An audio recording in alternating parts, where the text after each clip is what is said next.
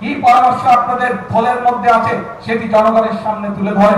রাস্তায় বসে ভাঙচুর করা, রাস্তায় বিশৃঙ্খলা তৈরি করার দিন শেষ।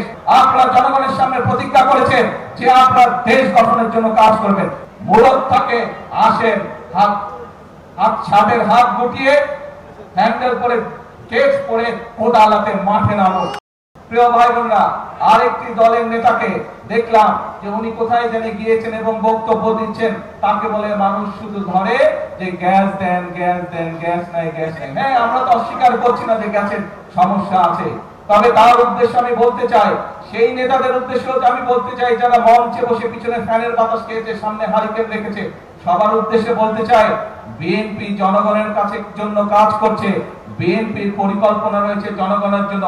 কিভাবে আমরা জনগণের এই জ্বালানি সমস্যার সমাধান করব, ইনশাআল্লাহ আগামী এই যে সংসদ 27 তারিখে শুরু হবে, এই সংসদে আমরা বাংলাদেশ সংসদের মধ্যেই আমরা বাংলাদেশের জনগণের সামনে উপস্থাপন করব আগামী 10 বছর আমরা কিভাবে এই দেশের মানুষের জন্য জ্বালানি সমস্যার সমাধান করব, সেই পরিকল্পনা।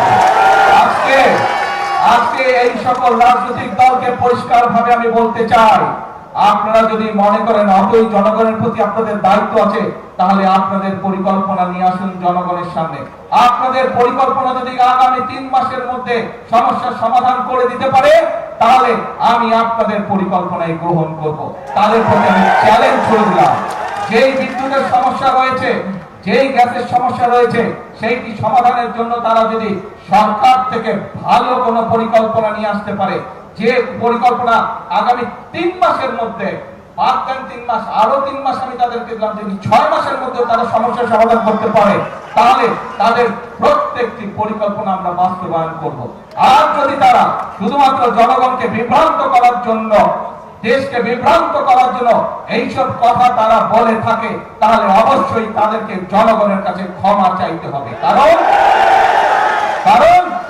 একজন রাজনীতিবিদ হিসাবে শুধু জনগণকে বিভ্রান্ত করা তার দায়িত্ব বা কাজ নয়, বরং একজন রাজনীতিবিদ হিসাবে জনগণকে ধৈর্য শেখানো এবং সঠিক পথ দেখানোই হচ্ছে একজন রাজনীতিবিদের কাজ।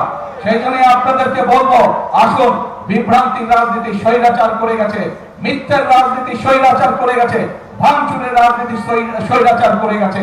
আপনারা জনগণের সামনে প্রতিজ্ঞা করেছেন যে জনগণের জন্য কাজ করবেন। আপনারা জনগণের সামনে প্রতিজ্ঞা করেছেন যে আপনার দেশ গঠনের জন্য কাজ করবেন। কাজেই সেই সব বিভ্রান্ত রাজনীতি বাদ দেন, সেই সব হঠকারিতার রাজনীতি বাদ দেন।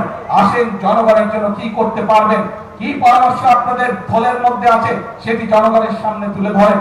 কি পরিকল্পনা আপনাদের মাথার মধ্যে আছে যা জনগণের উপকার করবে, যা দেশের মানুষের উপকার করবে, সেইটি জনগণের সামনে উপস্থাপন করেন। রাস্তায় বসে ভাঙচুর করা, রাস্তায় বিশৃঙ্খলা তৈরি করার দিন শেষ, সেই রাজনীতি শেষ। জনগণ এখন সেই রাজনীতি আর সমর্থন করে না।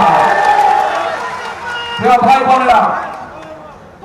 বোনেরা, আজকে এখানে দেখেছেন বিভিন্ন জন যারা বক্তব্য রেখেছে, তারা বলে গিয়েছে যে কিভাবে আমরা ঢাকা 17 এলাকার জন্য কাজ করছি, ঢাকা 17 এলাকার অবস্থানের উন্নয়নের জন্য কাজ করছি। তারা বলে গিয়েছে যে তাদের কিভাবে আমরা মানুষের উন্নয়নের জন্য এখানে কাজ করছি, মানুষকে স্বস্তি দেওয়ার জন্য কাজ করছি। এই যে আপনাদের পাশে গুলশান লেক আছে, বনানী লেক আছে, এই লেক যদি পরিষ্কার করতে হয়, লেক পরিষ্কার করতে 6 মাস সময় লাগবে না? যত ময়লা এর মধ্যে আছে। কাজে কোনো বক্তব্য রাখা খুবই সহজ কাজ, সমালোচনা করা খুবই সহজ কাজ।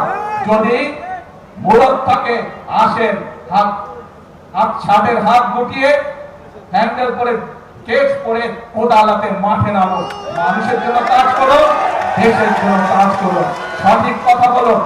এমন কোন কথা বলবেন না যেই কথা বলে দেশে বিশৃঙ্খলা তৈরি হয়, এমন কোন কাজ করবেন না যেই কথা বললে বিশৃঙ্খলা তৈরি হয় রাজপথে। কারণ স্বৈরাচার বসে আছে, স্বৈরাচারের সাথে বিগত 17 বছর বাংলাদেশ জাতীয়তাবাদী দলের প্রত্যেকটি নেতাকর্মী যুদ্ধ করে টিকেছিল, এই রাজপথেই তারা টিকেছিল। আর কোন রাজনৈতিক অন্য যারা ছিল তারা আমাদের সাথে ছিল। যারা আজকে বড় বড় গলা উঁচু করে কথা বলছে, যারা আজকে বড় বড় গলা দিয়ে বিশৃঙ্খল কথা বলছে, বিভ্রান্তিকর কথা বলছে, 17 বছর মানুষ আপনাদেরকে রাজপথে দেখতে পায় না।